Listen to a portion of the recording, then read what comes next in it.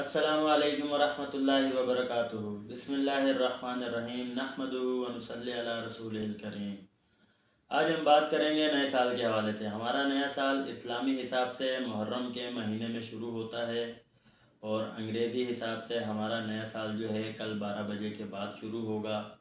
तो मेरी आप तमाम दोस्त अहबाबों से गुजारिश है कि जो लोग नए साल की खुशी पर आतिशबाज़ी करते हैं, फायरिंग वगैरह करते हैं, अपने गाड़ियों के सलेंसर वगैरह को निकाल कर उनकी आवाज़ को तेज़ करते हैं, तो आप लोग इन कामों से गुरेज़ करें, क्योंकि इन कामों की वजह से बहुत से लोगों को तकलीफ़ पहुंचती है ना।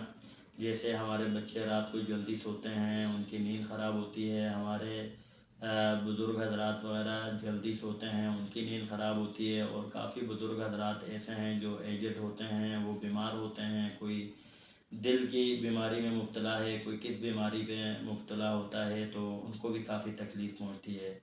तो हम इन कामों से गुरेज़ करें कि हमारी ज़ात से किसी को भी तकलीफ़ ना पहुंचे। हदीस शरीफ का मफ़हूम है, हज़रत मोहम्मद सल्लल्लाहु अलैहि वसल्लम ने इरशाद फरमाया, तुम में से बेहतरीन शख्स वो है जिसकी ज़बान और हाथ से दूसरा मुसलमान भाई महफूज रहे।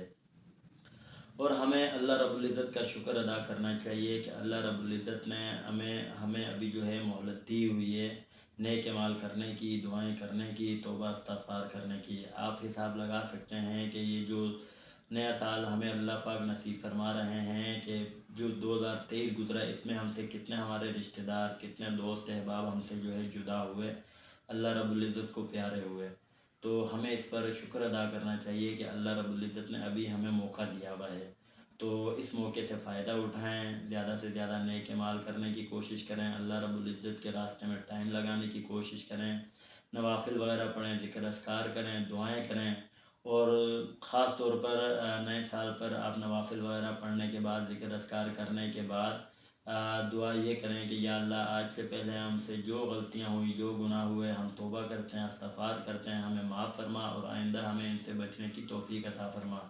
और आप लोग एक नया अहद करें, एक नियत करें कि अब जो है अपनी ज़िंदगी को अल्लाह रब्बुल इज़्ज़त के हुक्मों पर और हज़ूर सल्लल्लाहु अलैहि वसल्लम के तरीक़ों पर गुजारेंगे।